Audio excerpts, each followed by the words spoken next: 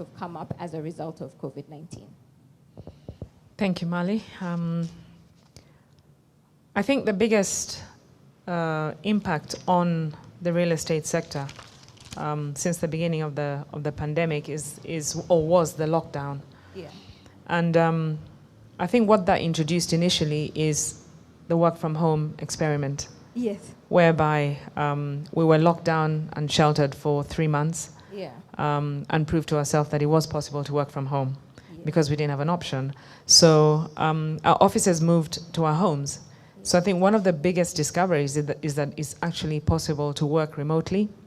Yeah. We can work from home. It's able to have a workforce that doesn't need to be supervised. Instead, you can rely on them to actually deliver to task as opposed to time when they come into the office to clock in and without a lot of, big boss watching over them, the command and control sort of thing. So I think that was one of the biggest discoveries that was actually a good thing. And just to give you one small statistic, apparently Zoom subscriptions rose from 10 million subscribers in December to 300 million in March, April of this year alone. So it just shows you the transition from, working in offices to working from home. I'm glad to say that shift has now sort of come back and it's now 50-50. The last market sentiment survey that Knight Frank carried out, and this is way back in May, the results showed that 47% of the working population in offices projected that they will be working 50-50. They'll be doing shifts, using both office and home as a place to work. So the office is not completely gone and, dead and buried as many were thinking. Yeah. It becomes now a binary option of whether you want to work from home or whether you want to work from the office. But one of the biggest impacts and challenges, I think, has been on people's businesses generally. Yeah. I think cash flows have really been impacted. People's financials have been impacted. Tenants were not able to work, therefore they were not able to pay their rent. Now, this is particularly so for the office sector, which I'll start with, for your SMEs, who really rely on pretty much day-to-day, week-to-week business and those cash flows that they need to support them. So their cash flows have really been impacted and they've struggled. The bigger multinationals or the corporate organizations usually have stronger balance sheets to support their overheads. And usually their retained earnings are also bigger in that sense. So they do feel the impact, yes, but not as much as acutely as the SMEs. Yeah. So we've seen a lot of SMEs struggling. A lot of businesses that rely on that day-to-day interaction with people, with walk-in clients who couldn't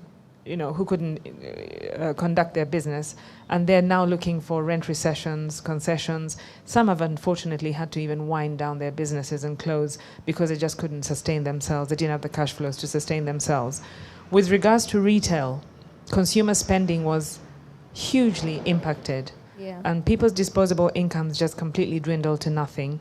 And we've seen this really impact heavily on our retail trade. Remember, retail sector was one of the last ones to come out of the lockdown, and they were actually, fully opened up. Not even fully opened up. They were opened up in June, but there are some aspects of retail that are not yet back in. Cinemas are closed, bars are closed, gyms are closed. Yeah. There's quite a few other retail uses that are not yet up and running. So the retail trade has really been hit. Yeah. At some point, the essential services were working. So in some shopping centers, only 30% of the trading capacity was working. So the retail sector has still been hit. And I must say, up till today, we've seen a huge, drastic drop in the foot traffic that's going into the shopping malls. And not only in the prime sector, even downtown. Yeah. I mean, I'm sure you've seen the rent concessions that landlords are having to give their tenants because there is just no business. There are no tenants, able to afford to pay that rent and trade.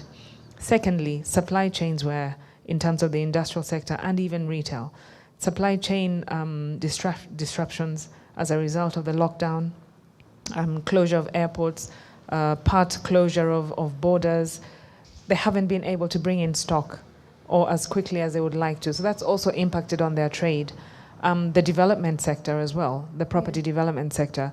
There's been some, delays in completion of projects because of the supply chain disruptions. They haven't been able to bring in the materials as quickly as they could.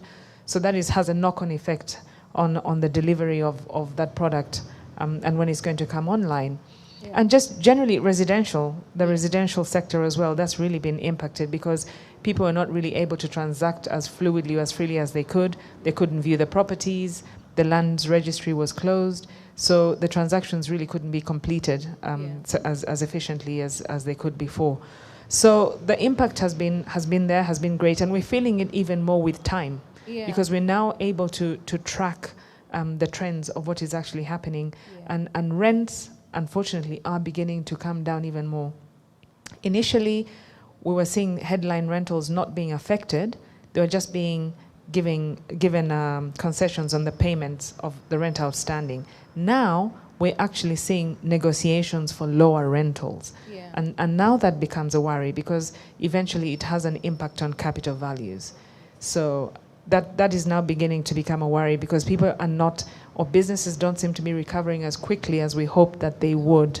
And obviously landlords cannot wait forever or give concessions or rent freeze forever. So they have to take drastic actions as to what they want to happen. So those are really what the main challenges are within the real estate sector as a result of the pandemic. But on the other hand as well, we have learned to be frugal. We have learned to watch our cash flows. I think it's been an opportunity for a lot of businesses to really revisit and review their business models and their business plans, and taught people to make contingency plans for the future moving on. It's also been an opportunity for a lot of organizations and businesses to actually review and figure out if they need, the human resource that they do, their expenses, to review their expenses and their overheads.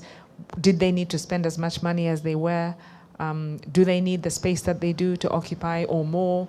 In that instance, our health and safety measures have really improved. The way our hygiene as well. Yes. So a lot of things have changed also for the better. And I think it's not all gloom and doom. I also strongly believe that this is a black swan event. And I think that it's one of those rare events and which we might not see happening as frequently as possible, but there may be smaller crises like this happening more frequently as opposed to something of this nature. How long it's going to last, we don't know. But I think we're getting better and better with dealing with it and managing it and working around it with every day. And we just have to pray that when we fully open up, the economy also picks up so that we're able to stimulate a lot of these other sectors which have a knock-on effect on the real estate sector eventually. Right. Thank you very much for that.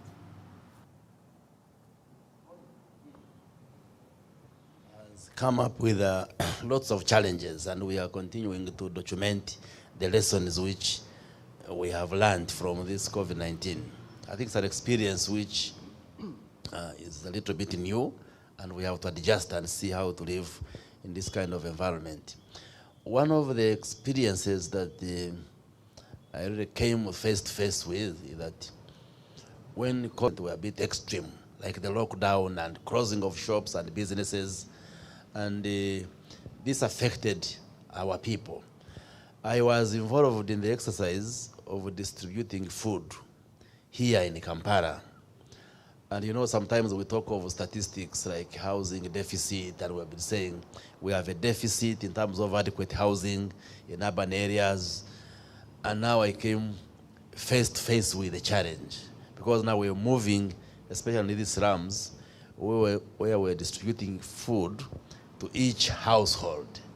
And sometimes you would find a family which basically has nowhere that lives, what we would call a house or a home or a shelter.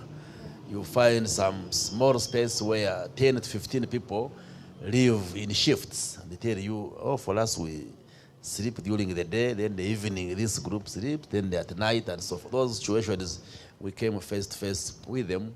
And again, that challenges us as government and all of us stakeholders to see that we provide adequate housing to our population. Yeah. especially in our urban areas. Now, the measures which we instituted to address COVID-19 were a little bit harsh, but necessary. Like when we announced the lockdown, most of the businesses closed. And one of the effects, which was part of the public discussion, was that many tenants, for instance, were saying they cannot raise rent to pay for either the commercial premises, even the domestic premises where they were renting. And it even had to require government to publicly announce, the president himself, to call upon the landlords that you be compassionate and understand that some of these business premises, for instance, have been locked. The tenants have not been doing any business, and therefore you negotiate and see how to be flexible. Yes, we're not saying tenants shouldn't pay rent, but maybe spread it over a period. If somebody has been paying 1 million per month, maybe allow him to pay in installments of a period of time. So there was that issue of ability to pay for rent, especially in the urban areas, including here in Kampala. Then also, most of the people who invest in real estates and do this housing, they borrow from banks.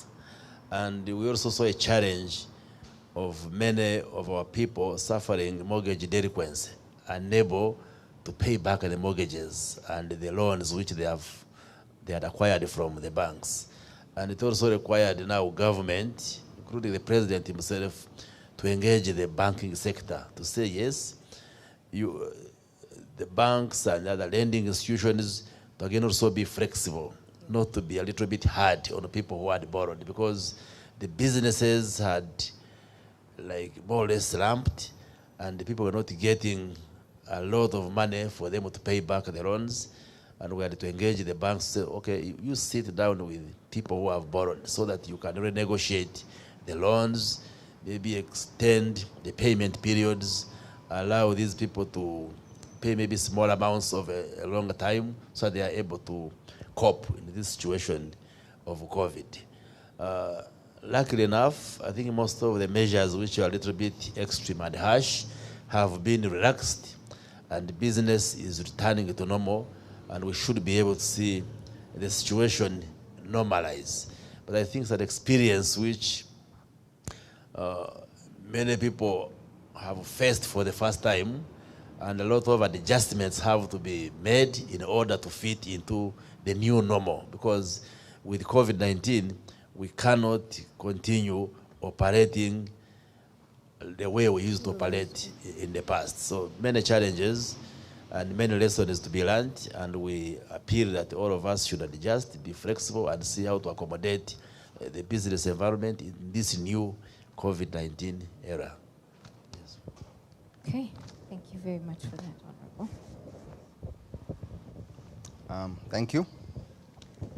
I will dwell a little bit more on a particular class of the real estate. Okay. That is probably the hotels, because that industry has been hit hard. Yeah. And the president is on record. First of all, I must salute our president for the strict measures he imposed on us in Uganda. Yeah. Many people felt that he was being unreasonable, but at the end of the day, I think some authority was saying that Uganda has probably come out as the best country in Africa. And Africa has come out as the best continent in the world. So really, Uganda is the best country in the world, the way it has handled this COVID pandemic. Yeah. And we must salute him because he was very firm, and he made deliberate efforts to break down to such granularity, to have such clarity for everybody. The Mwananchi, to everybody was listening. And you could hear a pin drop in the first few speeches that he made to the country. Yes. But he tried to break everything down in a very simple way so that we understand what we are dealing with. And it's beginning to pay its, and it has certainly paid its dividends, because the impact has been much less in Uganda. Number of deaths, number of casualties, the recovery rates. So we must salute all our health workers and the government for that. Now back to the issue of the hotel industry. His Excellency made it very clear that tourism is going to be hit hard. Yeah. And he said that's probably a virtual industry. He called it an unreal industry. And let's focus our energies on the other industries. But some of us had invested heavily in office buildings, in the hotel industry, because tourism was one of the fastest growing sectors for Uganda. But We have had to make adjustments.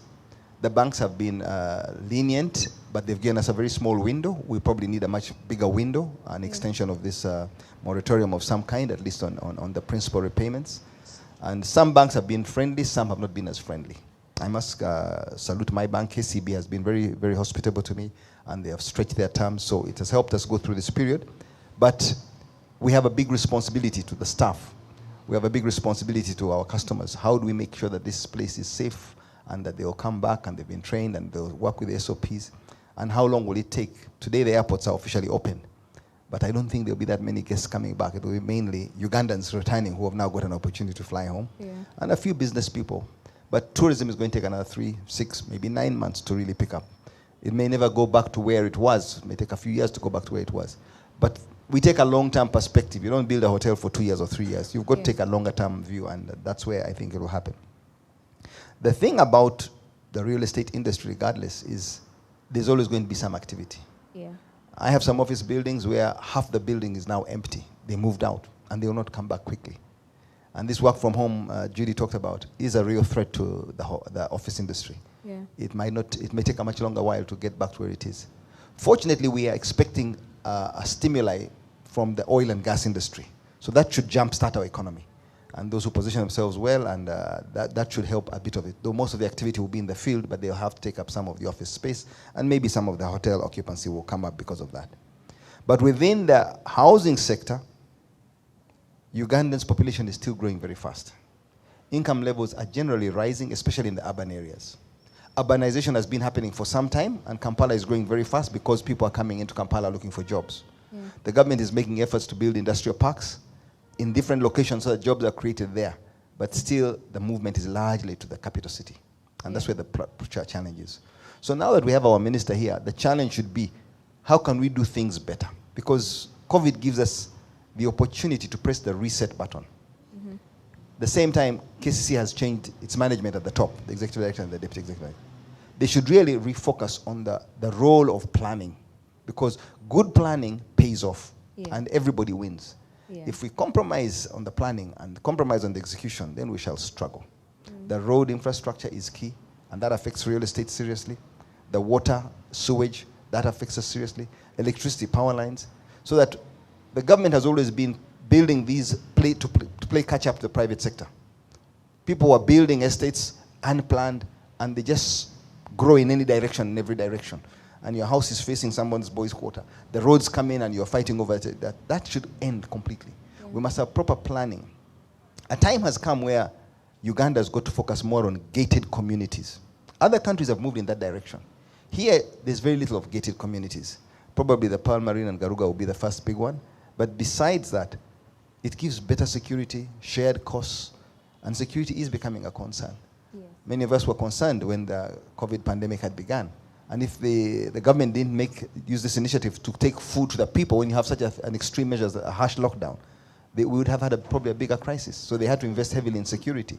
Again, for elections, we've had to invest in security. So some of these things affect indirectly the real estate industry. And so we are urging the government to focus on better planning and making sure that they strictly adhere to these plans. We've had a few buildings come crumbling down and killing a few people. Those are no-go areas in the real estate industry. And then strengthening the planning and the regulatory industry is becoming very, very important. That will help us a lot. Mortgages. Mortgages have still been very expensive. And they have been a barrier to entry. But that's a function of savings because the cost of money has been high. But it's still, I think, unacceptable to be giving people mortgages at 18%, at 22%. That means every 5 years you're paying the bank for a house, a brand new house, every 5 years because the rate of interest is so high. Mortgages should come down to single digit. Today's total mortgage book in Uganda is about 1.3 trillion shillings as of end of 2019. That is way too small for a country of this size. The economy has grown so much bigger, and the real estate contributes almost 7.5 to 8% of the GDP, just the construction and real estate industry. So these are things that we must factor in our planning. And what COVID has done is given us a unique opportunity to reset and redo things properly so that we don't do things by default. It should be by design. And we shall have a better Kampala, a better Uganda, and maybe a better East Africa. Kenya has led the way, and Rwanda. They are doing very good things in the real estate sector. They are planned, they are systematic, And you're seeing the benefits. And as you know, in real estate, we talk about location, location, location. Every location should be good. It can't just be Nakasero and Kampala and Kololo. Yeah. It can't just be Bugolobi and Mbuya. It's got to be much wider if it's well planned. And that will really bring dividends, not just to the individuals who invest, but to the whole country generally. Okay, thank you for that. Thank you very much. I would start with the economic lockdown, which really affected a few sectors, almost all the sectors of the economy to start with. But with the lockdown being gradually opening up, people are coming back to the new norm of life, and things are picking up now. But having said that, still, we have a long way to go. First of all, you see, the demand for office space has reduced a lot. And that's because of work being gone home. Yeah. They all are working from home. It has an impact now at this time. Secondly, my thinking, if you think in positive side of it, working from home has got a lot of negative impact. Like the cyber attack, multinational company might lose data and all this thing. Then to keep the economy revive and do a better economy, people must come to office and do the work. I was reading an article recently about New York City. They are now calling everybody back to office to work now. Otherwise, all the retail, like the food stall, like your KFC, your McDonald's, your all the retail brands, they're dying down. Those who are coming to they're working from home, they don't come to buy. They don't go to buy food. They don't go to do any kind of shopping. So we must start the working from the office now, the culture. Having said that, a lot of multinationals and a lot of companies in Uganda, they're to follow the SOPs, and they might double the office space. They may double the office space to keep their staff safe. So in that way, the demand for office space may go high. It yet to be seen. As Mr. Patrick said, with the oil and gas coming up, there is a high possibility that economy will again rebounds next year, maybe. We are expecting about, if data goes right, about 10,000 expatriate coming next year. For that, again, in the residential sector, the fact is like the disposable income has reduced drastically among the population. Those who are buying apartments, condominium, investing in the land, people working, expatriates, Ugandan working outside, a small thing, only in the Gulf, 170,000 Ugandans approximately are working. So a lot of them have lost their jobs. A lot of them are holding on to job. And the saving culture has gained momentum of recently than before. Because they've seen what happened. Everybody wants a shelter in the pandemic. To work from home, they all need shelter to stay at home. So mainly investment will now divert to buy a house or a home for people. It will divert. So to my thinking, the residential market will pick up definitely in the next like 1 year or 6 months. It'll come back normal. Downtown retail shopping, that has been badly affected due to the supply chain and low traffic in the building. Downtown, shopping mall, everywhere. The low traffic, following SOPs. The cost of landlord has gone really high now to follow the SOPs. And the traffic is low. So few of them will collapse, I'm sure about it. But then there's a new working force coming up. They will take over all this thing. The comfort zone is going to get finished. It's going to get over. So you have to start thinking the new norm of life. How do we go and how do we stay? We have to stay afloat. We have to stay alive in this pandemic. And even the central bank recently has reduced the rate, the lending rate to 7%, if I'm right, from 8%. The commercial bank, they have to follow it. The regulation has to be tight. The flow of cash flow in the market has to be there. The liquidity in the market has to be there to get momentum quickly. That has to be taken care of. And again, the central bank has to think of the repo and reverse repo rate, how to adjust it, how to rethink about it.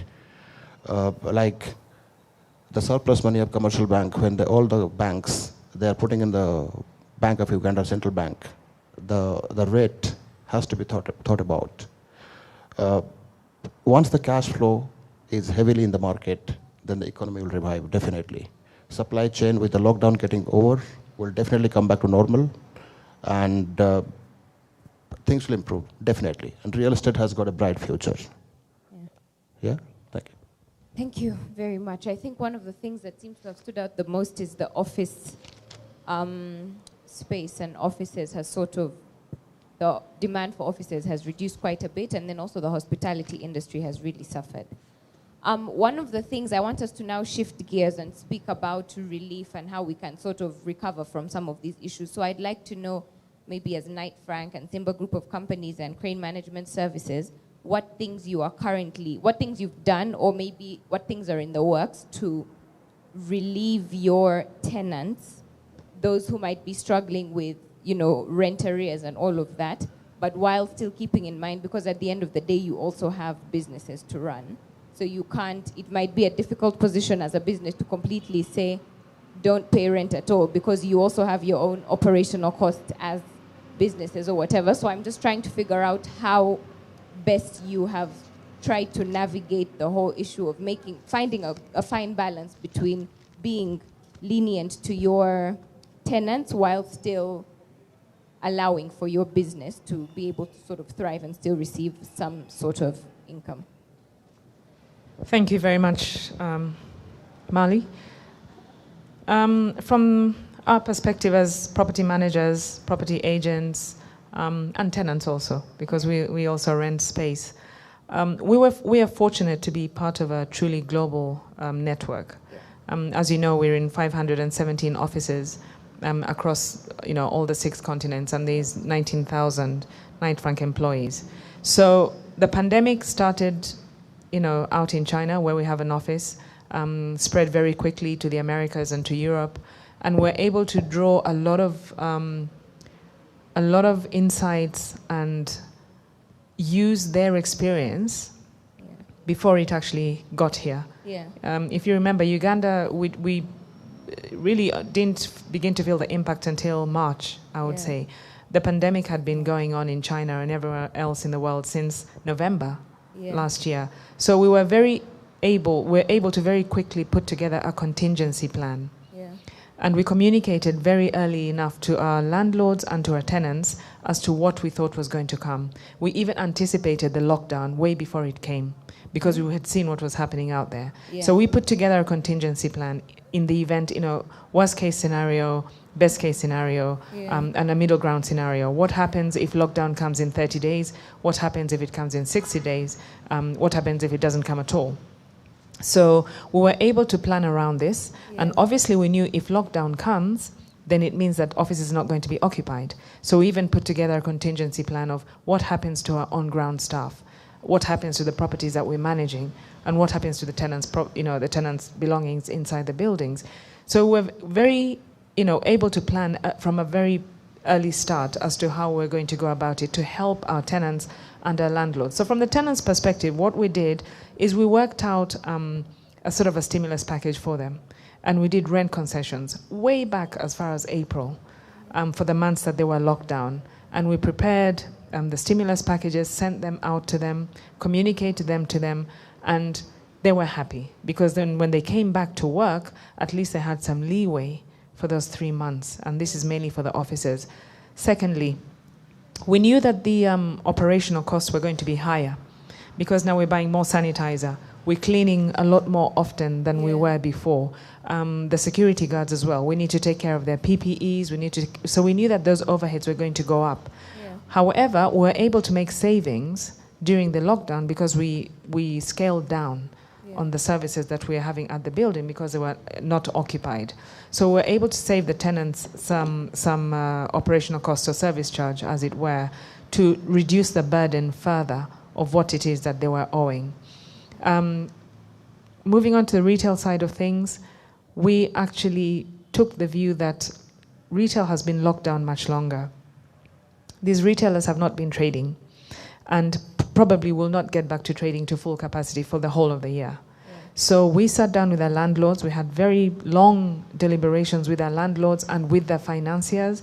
And we took the view that, listen, instead of coming down hard on the tenant and asking them to pay rent up front or rent for months that they haven't traded, we're just going to kill their business. So what we did is we spoke to the landlords and the financiers together, and we just gave them a huge stimulus package where we gave the view that we would rather save them and try to help them stabilize their businesses instead of killing them by making them pay for the months that they were not there, and then they can't come back and trade. Yes. So at the end of the day, you're going to end up having empty buildings anyway, because you've completely killed them off, and they don't have any reserves to come and trade even when business gets better. So we took a long-term view and said, let's help them. At the end of the day, we're not only there to collect rent or to be bad cop and benefit from this. We're partners in this.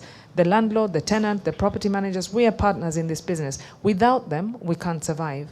The tenants need the landlords need the tenants. Yes. And we're very fortunate that we have got extremely understanding landlords who are able to see far and take a long-term view on things to solve a short-term solution. Yeah. So that is how we managed to provide a solution to that challenge for our retail tenants. Then, of course, the debt financing, as I've said, we spoke to the banks from that perspective. Yeah. We're able to sit down with them and work out how we can make these repayments along the way. We've also sat down with some of the businesses and gone through their finances with them and helped them find ways in which we can actually get their business going. Some thought they had to close, but when we sit down and actually analyze the business and the business model that they're running, we're able to help them cut down certain areas, maybe reduce on the space that they're occupying, or just rejig their businesses to make sure that they can continue operating. Then, of course, we provided the social distancing measures, the capacity layouts for them. We went into the offices for our tenants, helped them social distance, helped them actually do the risk outlays of their offices, maintaining the correct distances that they needed to, working out how much more space they might need in some instances, teaching the cleaners how to practice hygiene and clean properly to limit transmission and things like that, and put in place the SOPs. Yeah. So we approached it holistically from beginning to end, and just provided the whole value chain of solutions for our tenants and our landlords. I think the biggest mistake that most people are finding themselves in is that they were not proactive enough. They were not agile enough to react quickly at the beginning. Yeah. And those who are trying to now put those measures in place now for some of the tenants is a bit late. Yeah. Because they've already, the damage has been done. They had to come up with the rent up front, and now they're stuck. Yeah. So there's no alternative but to leave the premises that they were in. Yeah. So those are some of the solutions that we've provided for our tenants, and we continue to listen. Yeah. We are interacting a lot closer, we're dialoguing a lot more, we're talking to them, and making sure that we're up to speed with what's happening in their businesses. We can see what's going to happen, and we're taking a long-term view on these things. Yeah. These relationships, we try to build a long-term to make sure that they can remain sustainable, and make sure that their businesses can continue running on into the future. Where we've had to come in with more concessions, we're going ahead and doing that, just to make sure that we can help them as much as we possibly can, so that shutting down or closing is the last resort. The last resort. It shouldn't come to that. Okay. So basically, I think one of the main things for you is to recognize that your tenants are partners. You and the tenants, you're partners, and you find a way to make the whole thing work together. Okay. Would you like to say something?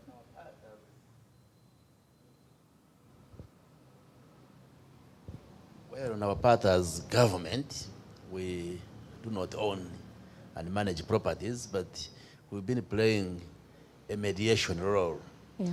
Especially between landlords and tenants, and then between Ugandans and banks and so forth. But at this moment, I would like to thank Ugandans, because when this COVID-19 came, it was a new phenomenon, a new challenge, and many people didn't know what was going to happen. Yeah. But when government announced the several measures, I think there was compliance by most of the people in Uganda. And when we said you should put SOPs and make sure there is social distancing, and there was compliance across board. Even when the government guided that in terms of paying rent, please be lenient and flexible. I think we have not seen lots of resistance from many property owners, from many landlords. And I would want to appreciate the many landlords and property owners that even when the measures announced by government were a little bit painful and affecting negatively our businesses, but people understood that all of us had to come in and fight this COVID-19 pandemic, and it was for the good and better health for all of us.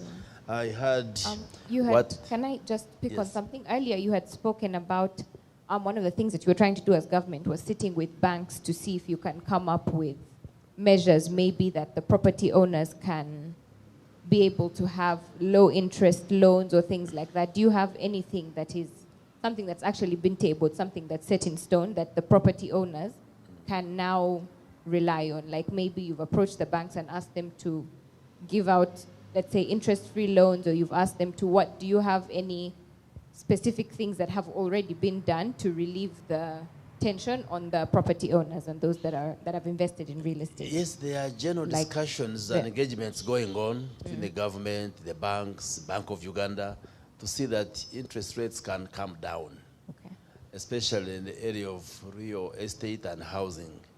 We are even discussing with the World Bank to see whether we can have some mortgage facility introduced in Uganda so that we can have cheaper money for purposes of investing in housing and real estates. But for the issue of the effects of COVID-19, especially the lockdown and how it affected businesses, we continue to engage the banks. Because as you heard from Mr. BITATURE, he says, yes, some of the banks have been compliant, others are a little bit hard.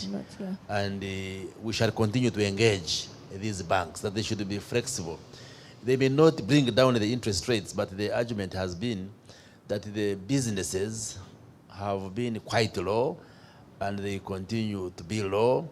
The cash flow is affected, and therefore they should be able to renegotiate these loans and mortgages, so that if somebody was supposed to pay in 3 years, maybe you can extend it 5 years and cushion this kind of pressure. Because like when we were under lockdown, people were not working. The shops were closed. Up to now, the hotel industry has not recovered. When you go to these major hotels, they are empty. Because places like the Skies, Serena, Sheraton, they mainly get international guests. But the airport has been closed. Because very few Ugandans go to sleep in Sheraton and the major hotels. They mainly depend on international guests who come from out, the tourists, the people who come. Yes, today the airport has opened, but for the last over 6 months, the airport has been closed. You can't get anybody from outside. And therefore, how do you expect somebody who got a loan to put up a big hotel and for 6 months it is closed?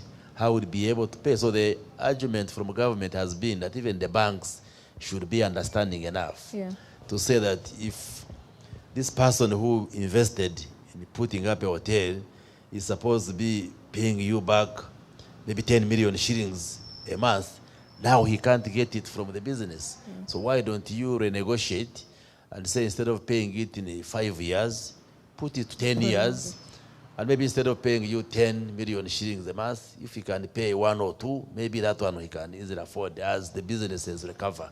So we've been playing that kind of mediation role between the landlords, property owners, the investors and the business people, and the banking institutions, the lending institutions, so that there is that understanding and flexibility, so that people do not close business and get out of business. And I want to thank Ugandans and the business people. They have largely been understanding, and I think they accommodate all these challenges, and we shall continue to do our part as a government. Thank you very much for that. You can. Thank you, Honorable Minister. I must salute the government and your efforts, because we're living in a period that we call VUCA. VUCA being volatile, uncertain, complex, and needs agility. This VUCA is really happening.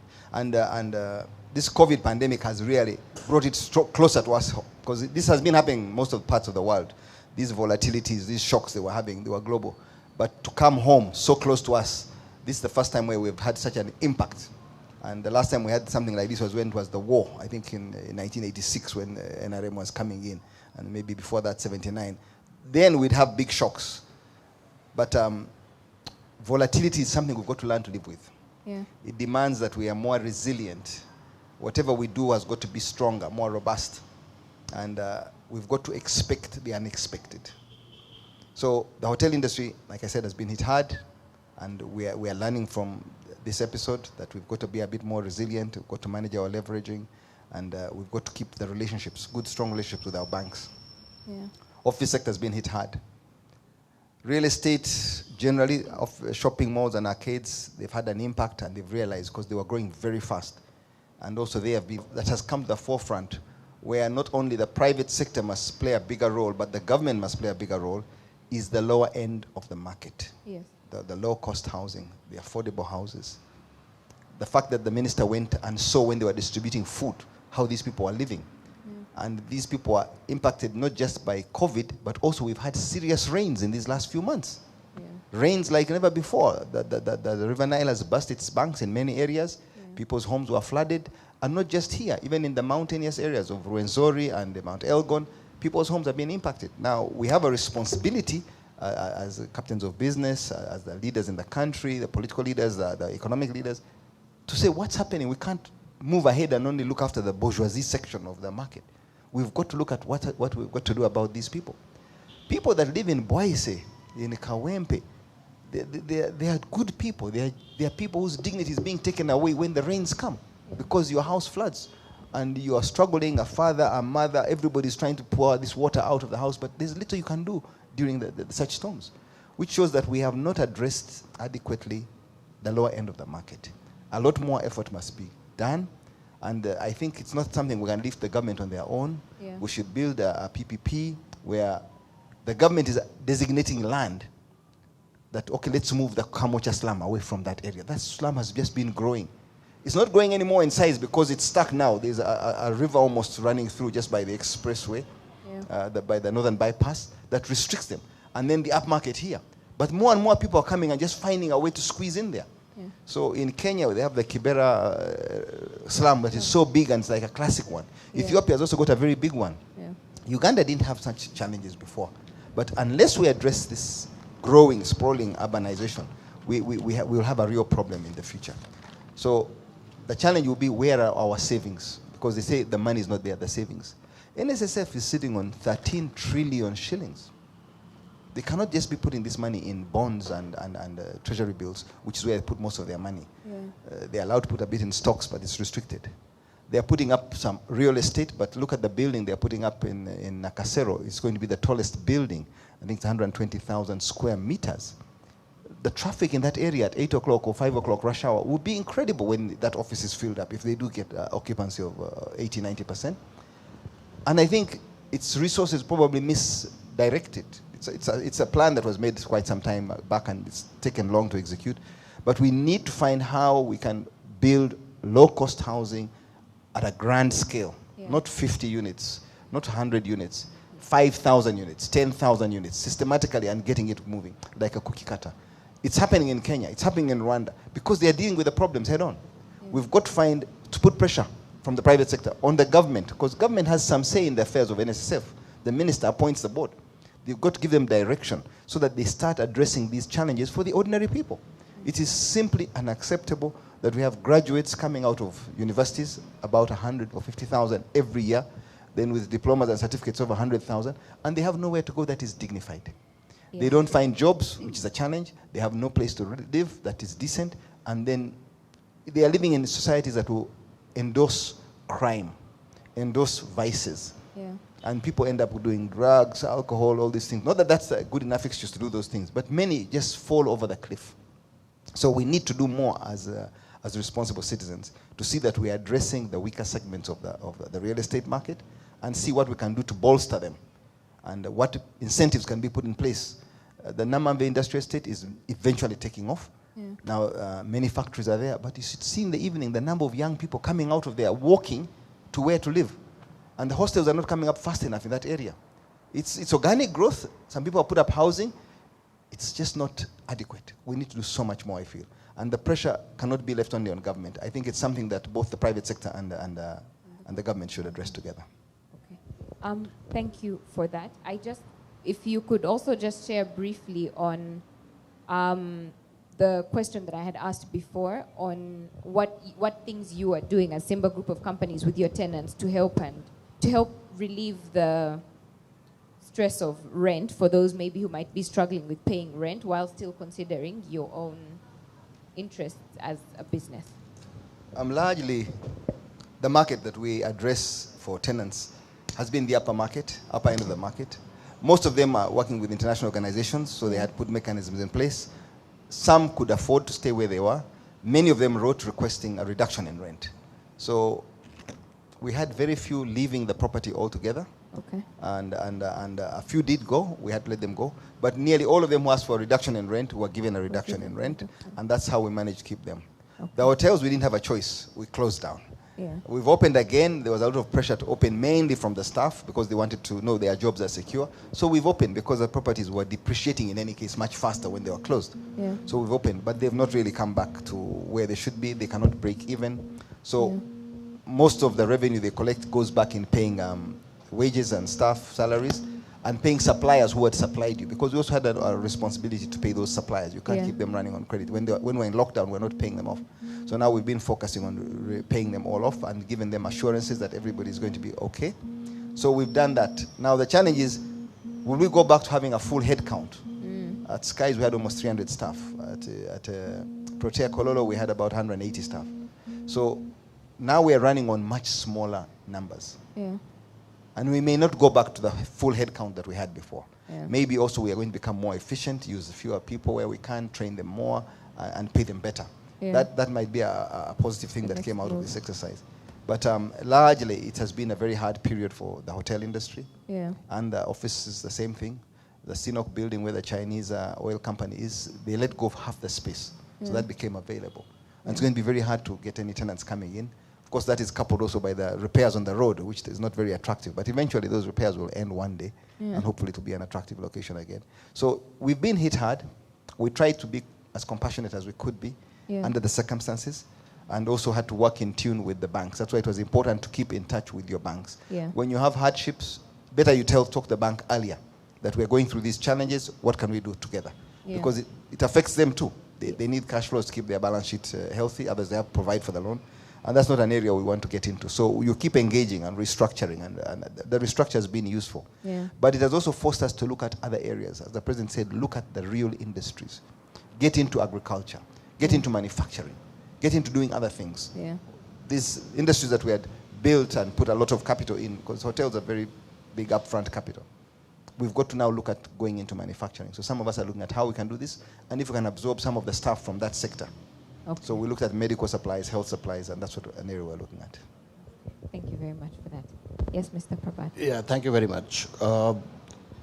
See, initially when we came to the pandemic, nobody had much idea about it, like what pandemic is, how it is going to react, how it is going to affect the business. Nobody knew about it much. But a very kind of president, he came and educated the whole country through media, what it is, and how to stay safe, what to do. We borrowed the idea from that. What we did with, like at Crane Management Service Limited, we have more than 2,000 tenants on record, more than 2,000. So what we did initially, during the lockdown period, nobody could do much. But then we made a strategy with the management team, with the directors, with chairman. We sat down and made a strategy. We called them, we engaged them with us. The first priority we gave is the life and lifestyle. Money will always come. If you are there doing business, money will come. But how to stay afloat in the business? We talked to them first. We taught them more about following the SOPs, putting mask, sanitizing your building, sanitizing your hand before you come in, social distancing sticker all over, and taught them how to stay alive in this pandemic. It was the initial mind setup. We started from there. Then when they came, the lockdown opened up in all over downtown and the malls. we engaged ourselves with them. We called them.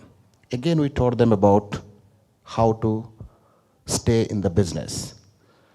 And same time, we sat with them, with the whole team of management. We gave them a payment plan.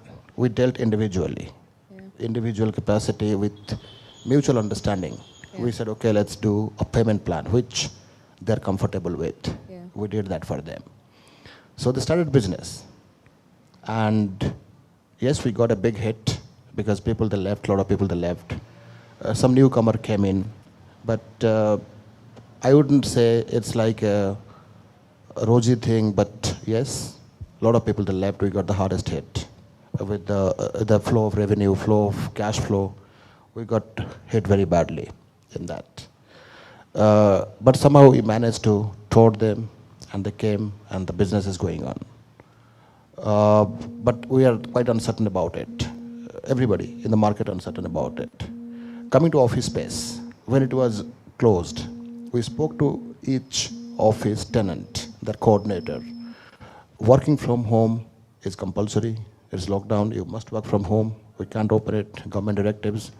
But same time, we kept on telling them, keep sanitizing your office. We did for them.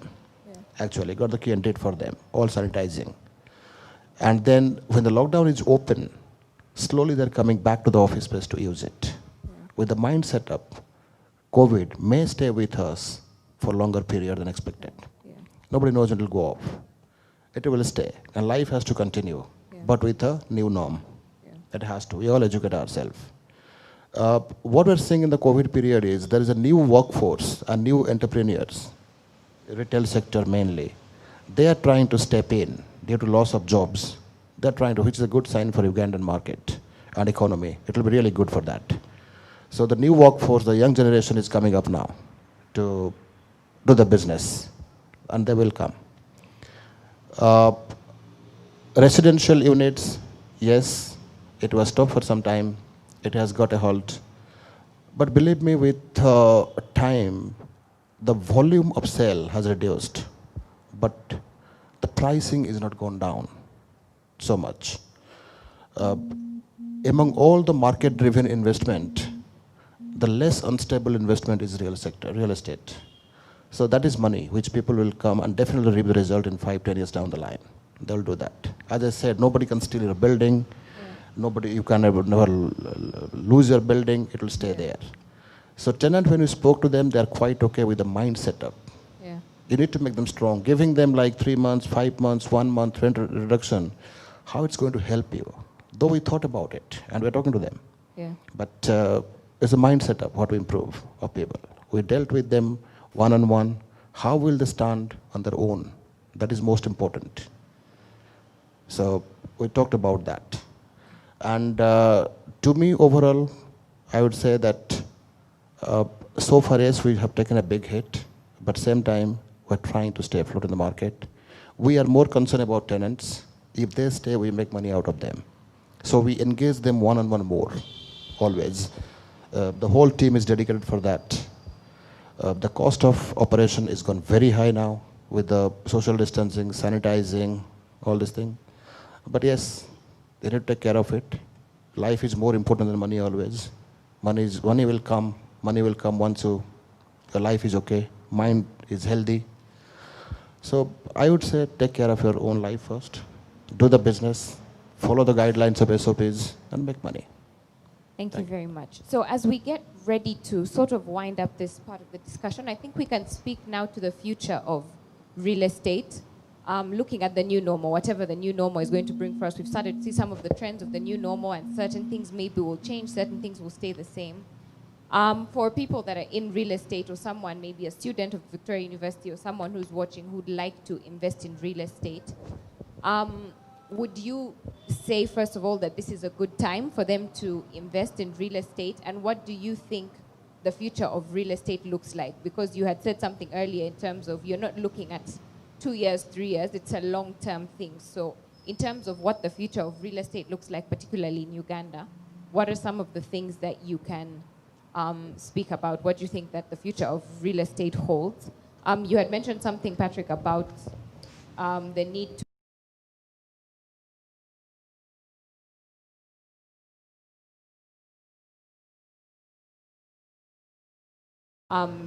improving infrastructure and building more housing in rural areas, and then even in urban areas, maybe increasing the number of low-income facilities and things like that. But I'd just like to hear from you, what do you think the future of real estate looks like in this post-COVID era, and what should someone who is looking to invest in real estate look out for? Is this a good time to invest? Should they hold on a little bit? What does the general climate look like now moving forward? Thank you, Marley. I think maybe I'm biased, but I think real estate will always remain a very attractive asset class to invest in. I think it is definitely one whose future is still very bright. And for those who are thinking or looking to invest in real estate, I would encourage you to do so.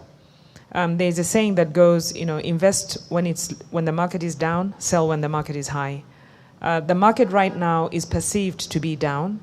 It is slower than it definitely was before the pandemic, before the crisis times, although what the crisis did was to fast-track what was actually happening already.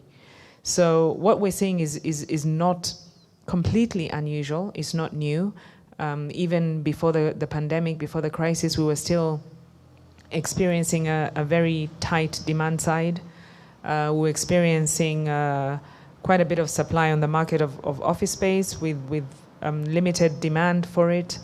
We were experiencing oversupply and fast-tracked, and was happening before. And what people also need to understand is that real estate does, like any other sector of the economy, or just like economies, goes through cycles. It can't be on a high all the time. It will not perform at its optimum all the time. It goes through highs and lows, booms, busts, recessions, recoveries, and this is what makes it what it is. This is what makes it attractive. This is what makes it, that volatility is what brings about the risk that brings about higher returns at the end of the day. So it's not always a bad thing when you have the property market going through those vicious cycles, as long as it's able to recover, and the recovery time between a bust and a boom is shortened. So I would definitely encourage people who do want to invest in real estate to go ahead and do so. I think it's still a very lucrative sector. But what people need to understand is before you get into real estate, you need to first understand what it is you want to do in real estate. The property sector has got financial, office, retail, and the industrial sector as well. I think hospitality is where, and Patrick, you'll correct me, keep me honest on this, but I think hospitality is where we might not be having as high returns as, say, Kenya, as an example. But our yields are still very in Kampala, in Uganda. We can also start by addressing the housing issue. I think for the people who don't have huge amounts of money, you can start by putting up rental property for that segment of the market. Because at the end of the day, 80% of all residents in Kampala are renting their properties. That is a huge market out there that is untapped and yet might have the ability to purchase property. So, or you can even put it up for rental if you want to start on a smaller scale. So the rental market is huge. Effective demand for housing is also out there. The problem is we're mismatching the product that we're putting on the market to where the biggest demand gap is. So there is a bit of a mismatch as to what is coming onto the market and where the effective demand for that, that product is. So I think we need to readdress the way we think, with government coming in to support and enabling the development of affordable housing or low-cost housing. I think that is a sector that has been ignored that right now needs to be addressed. I know the government passed their housing plan, the National Housing Development Plan last year, and I'm hoping to see a lot more involvement from them in how they're going to come and support private developers to build more housing. At the moment, there's only about 15 or 20 developers that are putting up 700 to 1,000 units a year. That is nowhere near where the demand is sitting at. So we really have a lot more work. It's improving every day, but we have a lot more work to do. Okay, thank you for that. Okay, thank you very much. First of all, in terms of the future outlook, the future is very bright for the government prioritized people's health over and above other constellations. We knew that the measures which government was announcing were going to hurt the economy, hurt our businesses, but priority went to our health first. And this has paid because we had done projections and the scientists were advising us that if nothing is done, many more deaths were going to be realized in a short time. And I think the measures which government announced have paid off. Now we have relaxed or lifted most of the measures, although we still have the challenge of COVID-19, but I don't think that we are likely to go back to those harsh, extreme measures of lockdown. We are now trying to see how to live with this COVID-19, integrate these measures, but also allow the businesses and the environment to remain as normal as it can be. And therefore, the economy will recover. The businesses which had gone down will come back. And the real estate and housing industry will definitely come back and boom and be able to move even faster than in the past. And therefore, the real estate industry remains a lucrative and profitable area where we encourage our people and investors, both local and international, to come and invest their resources because the profitable area. Government continues to prioritize this area of real estate and housing. We have just finished the development of the National Development Plan 3, NDP 3. And if you have tried to read it, we have created a program area of sustainable urbanization going to increasingly put more resources in that area. In the past, we have left this area of housing, real estates, largely to be driven by the private sector. Yeah. And for us, we have concentrated on providing a conducive environment, coming up with policies, legislations. But now, as a government, we are going to put in more resources. As NRM government, we are now finalizing the drafting of the manifesto. You know, NRM is the ruling party, and we hope to continue remaining in power. We are also prioritizing the issue of real estates and housing and this industry.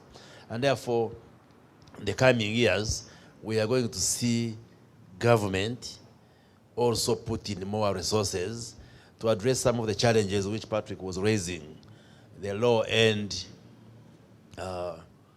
part of the real estates and the housing, the people who do not have access to adequate housing, the slums and the informal settlements which we have in our urban areas like the Greater Kampala.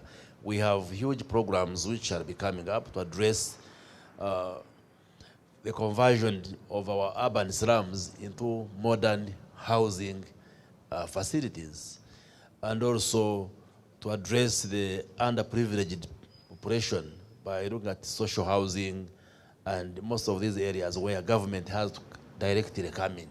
So we are going to see government directly coming in to intervene to supplement the efforts of the private sector, and therefore the real estates and housing sector is going to keep as a priority. Also as government, we are trying to introduce many more reforms in our processes because some of the challenges which the developers and investors face are issues like processing a land title. In the past has been a problem. You find somebody buys the land, but to get a title, it takes him years and years. Things like approval of building plans. We've been having challenges where somebody wants to put up a house or a building, but the process of government becomes too bureaucratic. To get your plans approved takes months and years, and we are reviewing all those procedures so that you don't even have to move physically to chase your building plan, but should be able to be done electronically. Like in the Ministry of Lands, we are now digitalizing all these land transactions. We are now going to see situations where within a few days, 2 or 5 days, you should be able to get your title once you have lodged in your requisition. So there are many reforms which are going on within the government to speed some of these processes to enable investors and all those who want to invest in real estates and housing to make it much more easier. So my appeal is really to all those who are watching us, and both the local and international community, that Uganda remains the most suitable destination for all those who want to invest in many areas, but more particularly in the real estate and housing sector.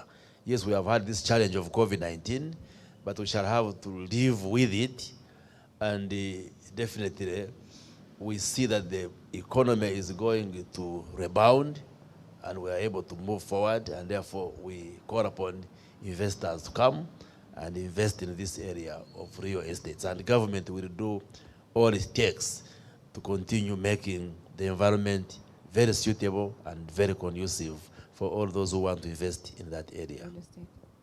Okay, thank you very much, Honorable.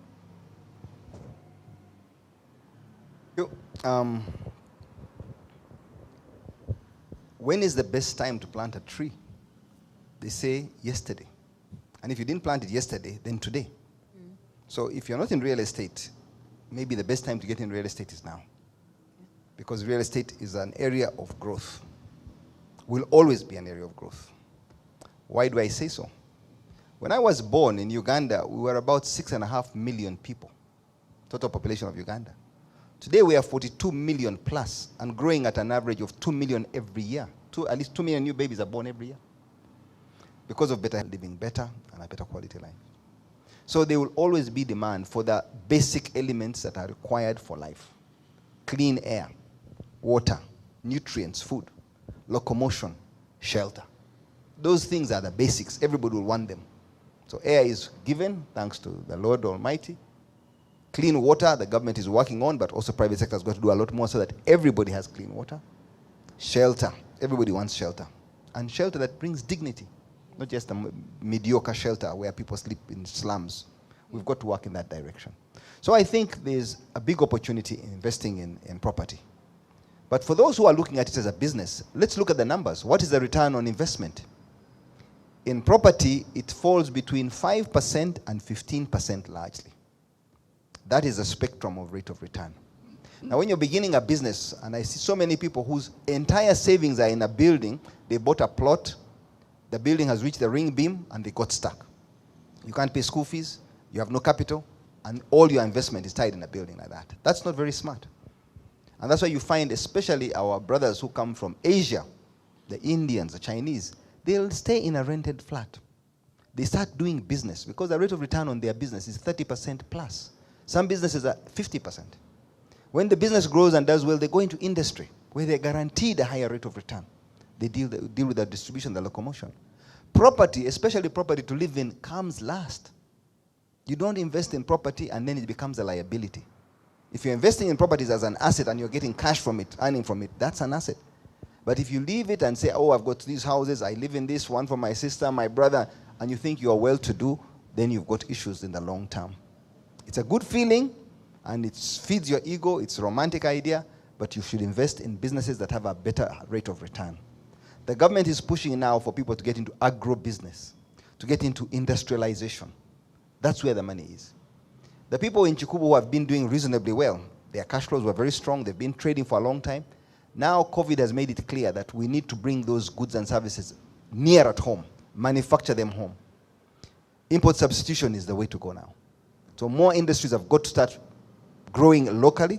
And if we don't do it locally ourselves, the Chinese and the Indians are going to set up the industries in Uganda and continue giving us the fast-moving consumer goods, which we are importing. We shall be making them here under Bubu, but then it's them who own everything. So I urge the Ugandans to change their thinking. We must pivot our thinking. The Chikubu people made a lot of money. They were just building malls, more and more malls, because they can collect rent. Now this shock has given them a warning. You can't depend only on that.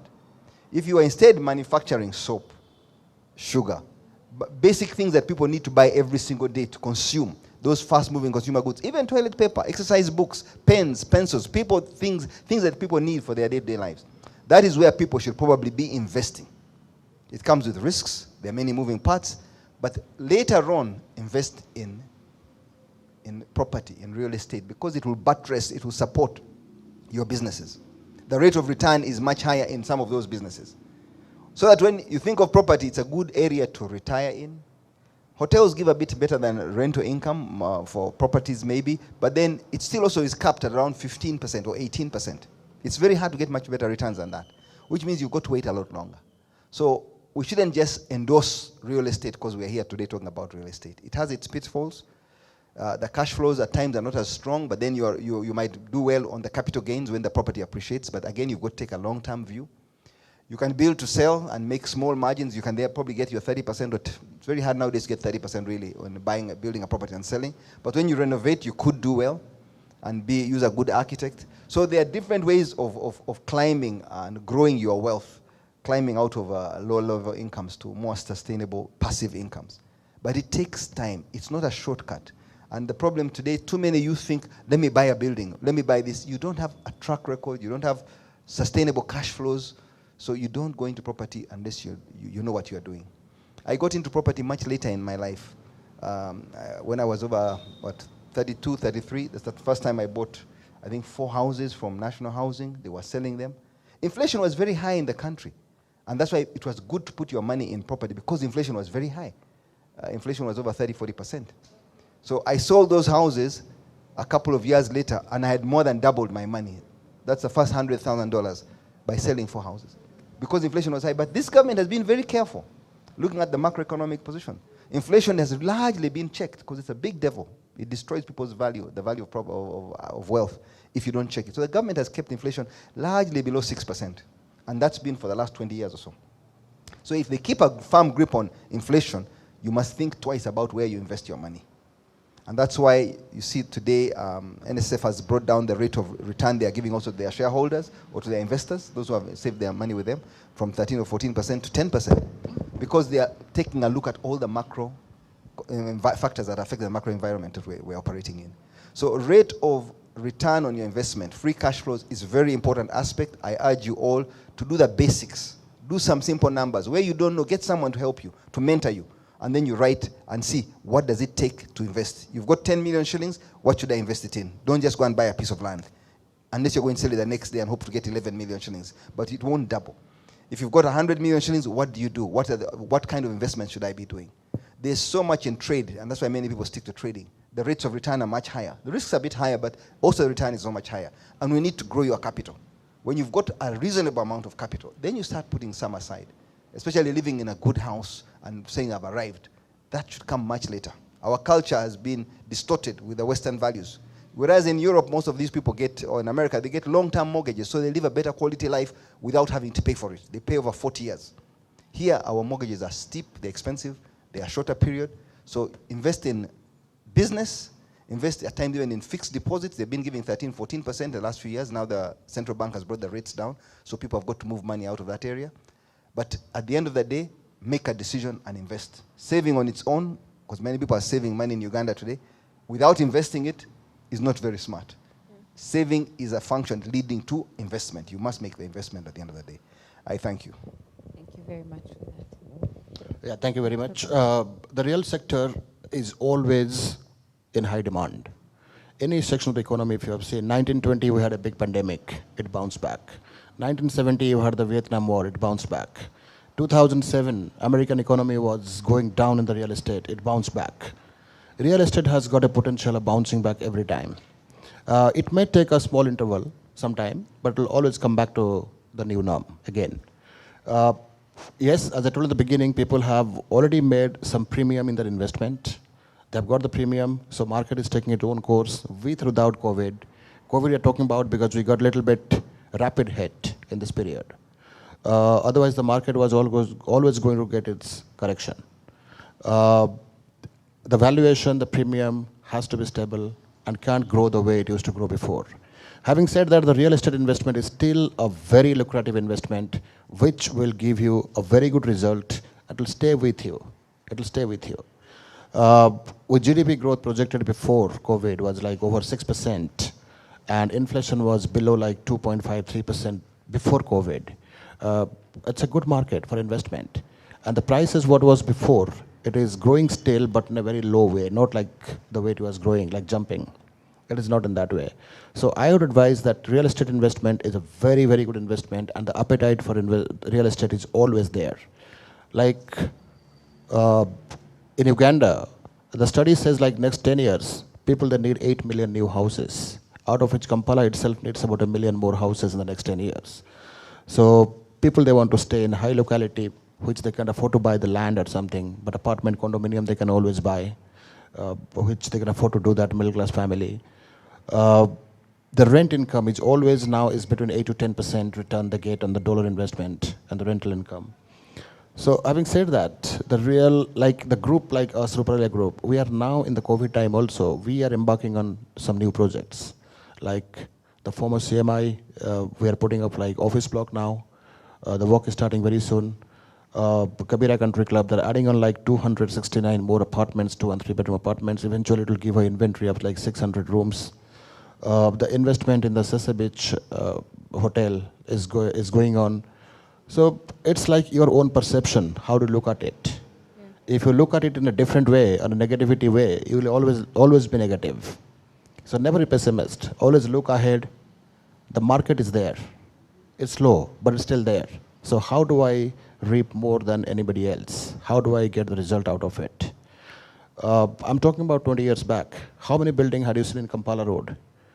Like very few. But now Kampala Road is full of buildings, a new multi-story skyscraper building. In the last 20 years, it has come up. And I'm sure a lot of them are doing fairly well. They all. Market like Tinda and Bukoto, now we look at them. Look at, Tinda, Najera, everywhere.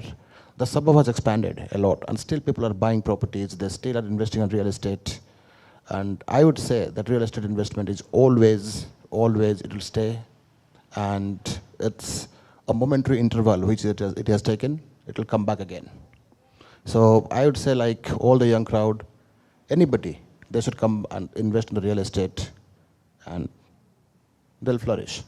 Thank you so much. Thank you so much. This has been very insightful. Real estate will always give you returns, I think, is what I've sort of picked up from that. And it's a good idea to invest in real estate for asset-based as opposed to personal property. The personal property comes later. So there is quite a lot, I think, that I have learned from just being a part of this panel, and I'm sure many of the other people who are watching us online have been able to catch and learn a few things from our dear panelists. I'm sure you'd like for this to continue, and you have so many other questions that you'd like to get through, but unfortunately, our time is fast spent. So I just have to say thank you very, very much to our panelists. And a very big thank you to Victoria University for organizing this. This has been a very insightful session. This has been very educational, and I think that many of you have been able to learn a thing or two about real estate.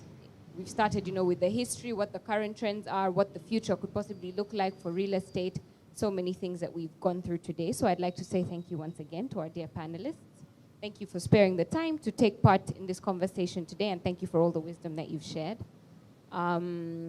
Yes, thank you everyone that has caught us online. Thank you for watching. Thank you for being a part of today's show, and thank you for taking part in the conversation. We appreciate you. My name is Marley Keshamaza. Yes, and we've been talking about investing in real estate in the post-COVID-19 era.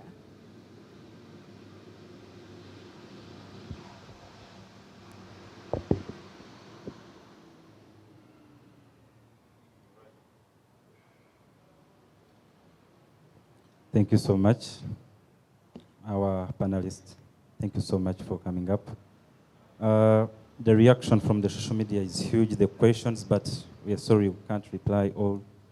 We are going to keep engaging viewers and replying those questions that we can, because we are out of time and our panelists have to leave. Thank you so much, Judy, for honoring our invitation. I know I disturbed you a lot with a lot of messages, but we've made it. Honorable Minister, we are so grateful for your presence here. Amidst your busy schedule, but you spared time to come and share with us. Mr. Patrick, thank you so much. Thank you so much for making it. I approached you many times, and you are all positive throughout our conversation. Thank you so much. Mr. Prabhat, thank you so much for honoring our invitation. Let's keep engaging, and shall be calling you time and again to discuss more topics.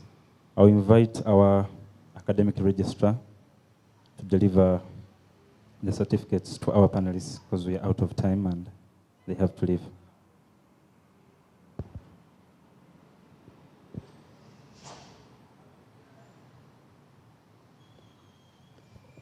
Thank you very much. Honorable Minister, Chris Wariomunsi, welcome to Victoria University. You're most welcome. Panelists, you're most welcome. Mr. BITATURE, I wanted to attract you here last year, but things didn't work out. I'd wanted him to come and give our finalists, our graduates, tips of how he has managed to build that life. But it didn't work out. I will follow you up, sir. Gentlemen, ladies, you're most welcome. My name is Mary Goret Katusabe Semwezi. I've been working as academic registrar until yesterday. Starting today, I'm university secretary. So I've changed roles, but still with Victoria University. Darling, this is our very own product. We are very happy that she's our student, and she's moderating a webinar. Ooh, with big names in the country. Thank you so much. It gives us pleasure to see you being here moderating. Our Vice Chancellor, Mr. Minister and team would have been here to say thank you and to hand over these certificates to us. They are symbols of our appreciation for your sparing time. We know you are very busy people indeed, but that Judy could find time to be with us here. Thank you so much. And pressmen from the media fraternity, thank you for being with Victoria University. We have no voice without you. You take our voices out there, and please do keep taking them out there. We want to be part of the entire community in the country and in the world. Why the world? Because we teach online. We were the first people at Victoria to inform National Council of Higher Education that it is possible to teach online. Mr. Minister, tell government, I don't know whether government is a man or a woman, but tell government that this country will go many miles further if we endorse teaching online.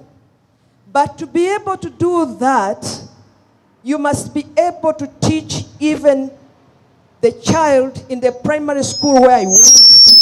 I went to Bunena Primary School in Chitagwenda. Do you know that place, sir? Yes, that's where I come from.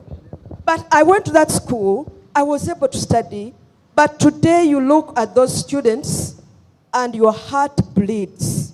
Your heart really bleeds. Why? I'm sure you know, you look at our facilities, you look at the level of training our teachers get. It is wanting. That's the truth. It is wanting. We need to do more. And to catch up with the rest of the world, online is a must. Orientation of our teachers is a must.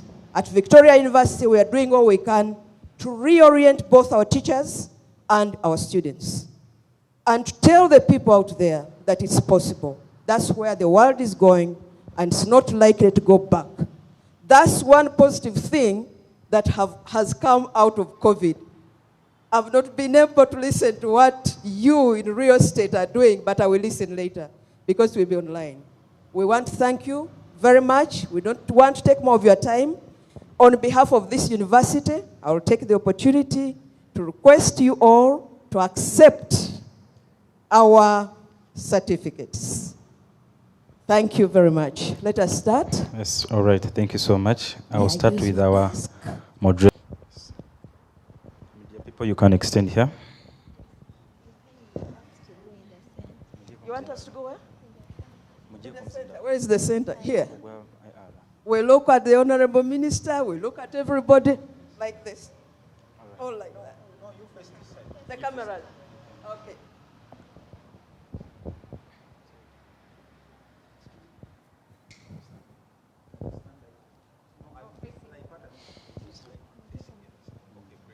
Oh, Cameraman, I'm sure you can catch us. Thank you so much. I will invite Mr. Prabhat.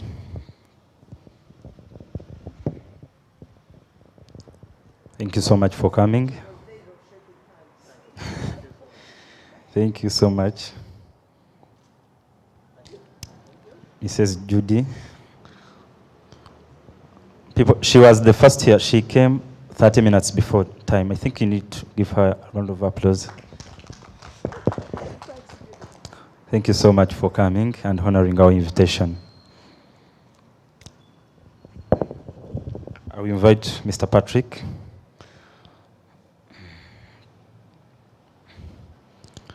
Thank you so much. Patrick did a small video, making awareness of this event. Thank you so much. Then lastly, I will invite our chief panelist, Dr. Chris. Thank you so much. You made the invitation so easy for me. The emails, thank you so much.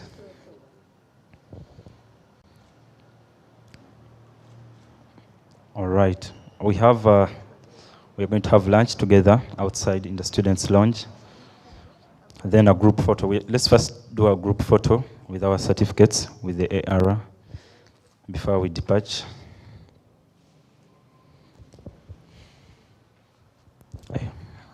The media people can come here, can take a group photo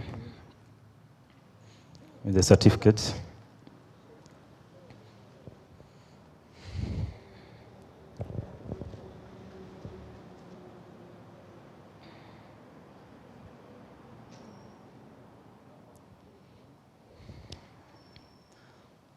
All right.